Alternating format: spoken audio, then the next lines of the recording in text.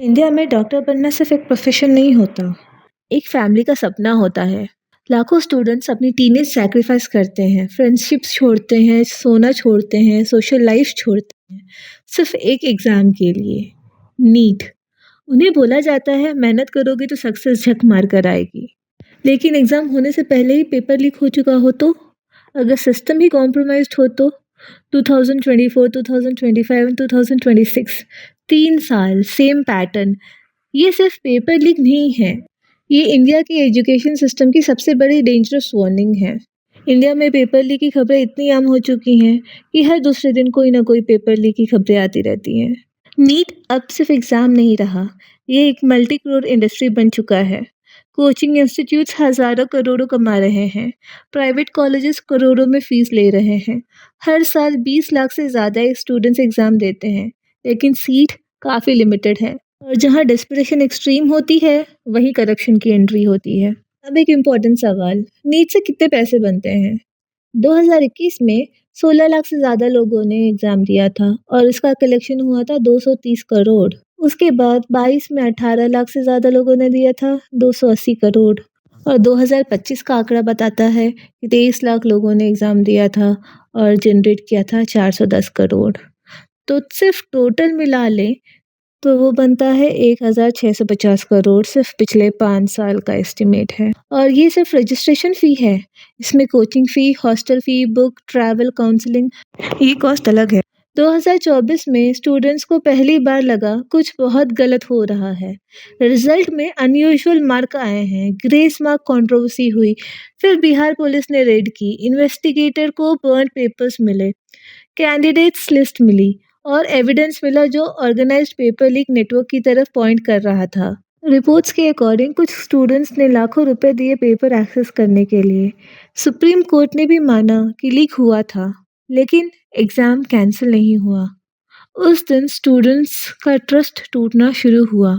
2025 तक system already suspension में था। टेलीग्राम ग्रुप्स पर पेपर ओपनली लीक किए जा रहे थे। गारंटीड एमबीबीएस सीट के नाम पे स्कैम चल रहा था। एनटीए को खुद फेक लीक क्लेम्स फ्लैग करने पड़े। लेकिन असली प्रॉब्लम फेक पेपर्स नहीं थी। असली प्रॉब्लम थी 2024 के बाद भी सिस्टम सिक्योर नहीं हुआ। बायोमेट्रिक फेल होते रहे, टेक्निकल ग्लिच आता रहा, स्टूडेंट्स का ट्रस्ट गिरता रहा। 2025 वो साल था जब सिस्टम को वार्निंग मिल चुकी थी, लेकिन सिस्टम ने कुछ नहीं सीखा। फिर आया 2026 और इस बार कंट्रोवर्सी इतनी बड़ी थी कि पूरा नीट एग्ज़ाम ही कैंसिल कर दिया गया। रिपोर्ट्स आए कि एग्ज़ाम से पहले सर्कुलेट हो रहे थे गेस्ट पेपर्स, जिसके most of the questions match कर रहे थे रियल पेपर से। मल्टीपल स्टेट्स में अरेस्ट हुए। इन्वेस्टिगेटर्स ने मल्टीपल स्टेट नेटवर्क सस्पेक्ट किया। सीबीआई की इंक्वायरी भी ऑर्डर हुई।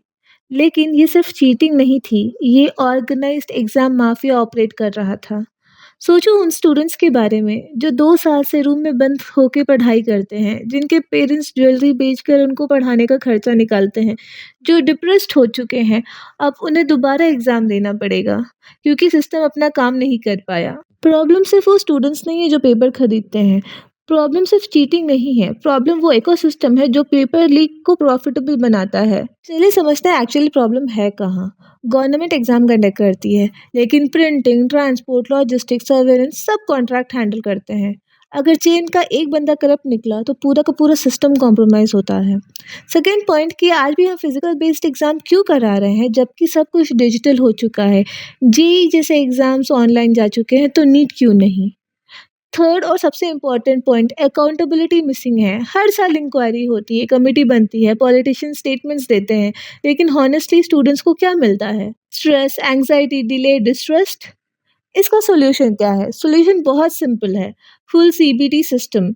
नीट को ग्रेजुअली कंप्यूटर बेस्ड टेस्ट बनाया जाए।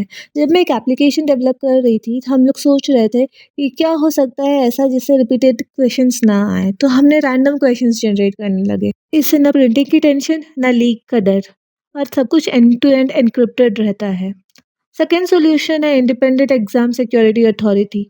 एनटीए खुद को इन्वेस्टिगेट नहीं कर सकती, इंडिया को इंडिपेंडेंट एग्जाम सिक्योरिटी बॉडी चाहिए। और थर्ड है कॉन्ट्रैक्टर ट्रांसपेरेंसी। कौन प्रिंट कर रहा है, कौन ट्रांसपोर्ट हैंडल कर रहा है, कौन सर्वेलेंस मैनेज कर रहा है, सब पब्लिक को पता होना चाहिए। अगर पब्लिक शेमिंग होगी, पब्लिक डिस्ट्रेस होगा तो कोई भी इंसान ये गलती करने से लाख बार सोचेगा। चौथा solution fast track court. Paper leak normal cheating जैसे नहीं है, ये लाखों स्टूडेंट्स के फ्यूचर के साथ खेलने जैसा है। Fifth and most important solution reduce one exam pressure. एक एग्जाम पूरी लाइफ डिसाइड नहीं कर सकता, मल्टीपल अटेम्प्ट्स और बेटर एडमिशन सिस्टम लाने होंगे। इंडिया में टैलेंट की कमी नहीं है, मेहनत करने वाले स्टूडेंट्स की कमी भी नहीं है, कमी है ट्रस्ट वर्दी सिस्टम की। एक स्टूडेंट फेल्यूर से रिकवर कर सकता है, लेकिन अगर देश की यूथ को लगने लगे कि हॉनेस्टी की कोई वैल्यू नहीं, तो पूरा देश बर्बादी की ओर बढ़ेगा। ये सिर्फ नीट का इश्यू नहीं है, ये सवाल है क्या इंडिया में मेरिट सच में एग्जिस्ट करता है या फिर वो भी बिक चुका है। हर लीक्ड पेपर के साथ लाखों स्टूडेंट्स हार जाते हैं। तब स्टूडेंट्स को लगने लगता है कि honesty is the best policy. ये सिर्फ किताबी बातें हैं और रियल लाइफ में इसका कोई मतलब नहीं। और ये कहीं न कहीं क्वालिटी ऑफ डॉक्टर्स को भी अफ़ेक्ट करता है, जो कि आज नहीं तो कल आपकी या मेरी सर्जरी कर सकते हैं। तो ये आपके हाथ में है, आप कैसे डॉक्टर्स प्रोड्यूस करना चाहते हैं। वो जो जान बचाए या वो जो आपकी जान के साथ खेल सकते हैं।